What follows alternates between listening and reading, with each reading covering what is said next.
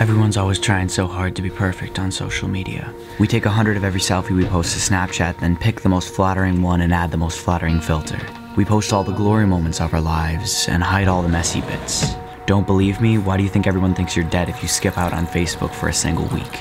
I sometimes ask myself, do you guys really know me? Sure, I try to be real and honest, but with every new subscriber, I'm told what I can and can't post to be careful, protect my image. I and many others have built a career around protecting the world's image of the life I live through social media. But I'm done pretending. I can't lie to you anymore.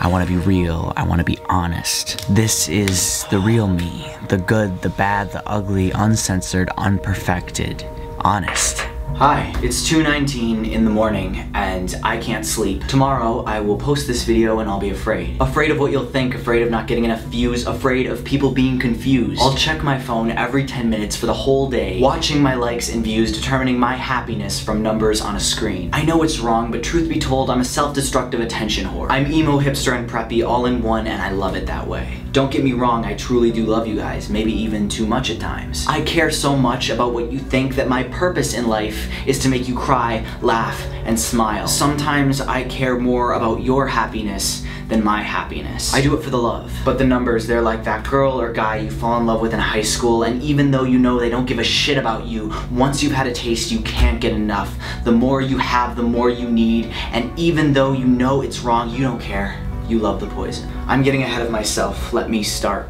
with me. My name is Chris, and when I was 5, I was diagnosed with anxiety disorder. At 8, they said I had ADHD, 13, depression, and at 17, it was sleep apnea. Doctors, therapists, and psychiatrists have been telling me I'm crazy my whole life, and even though this may sound sad, I've seen normal people, and you know what? I'm glad that I'm not normal. I'm glad I'm crazy, because normal people are boring. I've been on pills my whole childhood, and when I turned 18, I quit them all cold turkey and faced my biggest fear. I moved 1,500 miles away from home alone with no money, no job, and no plans. And somehow, it worked out. This isn't to say there weren't struggles in the beginning. The first week I moved, I woke up in a panic. I called my best friend, I told her I was going to kill myself, then called 911, ran around outside in my underwear trying to find out the address where I lived, and then just like that, I snapped out of it.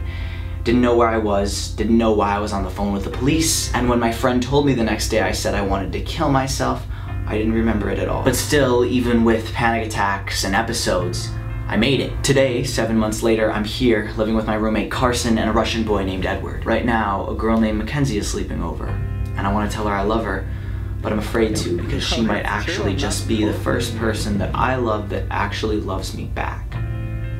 And that terrifies me. My whole life I've only loved people that hurt me. Crazy people with bad intentions, and I knew they had bad intentions. But then there's her.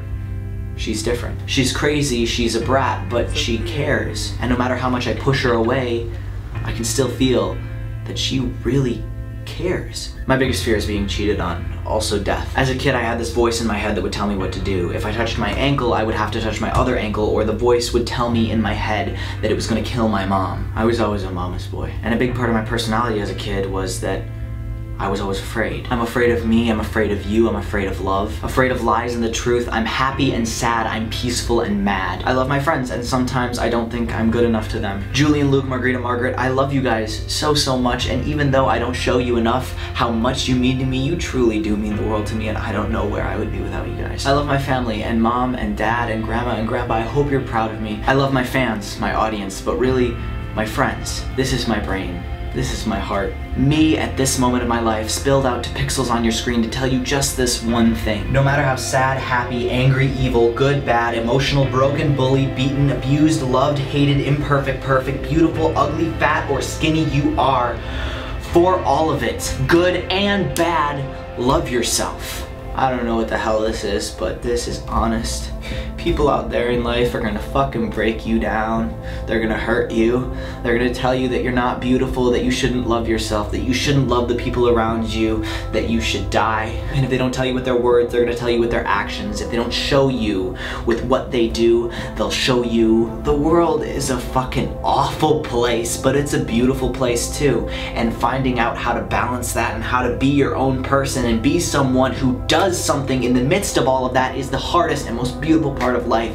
Everything in life is so confusing. This might be confusing, but yet it makes perfect sense. Everything is both equally confusing and perfectly logical in the same way. And that is what makes it all so fucked. So love yourself. And as I sit here in my bathroom making videos, I'll do the same. I love you. And that's the honest truth.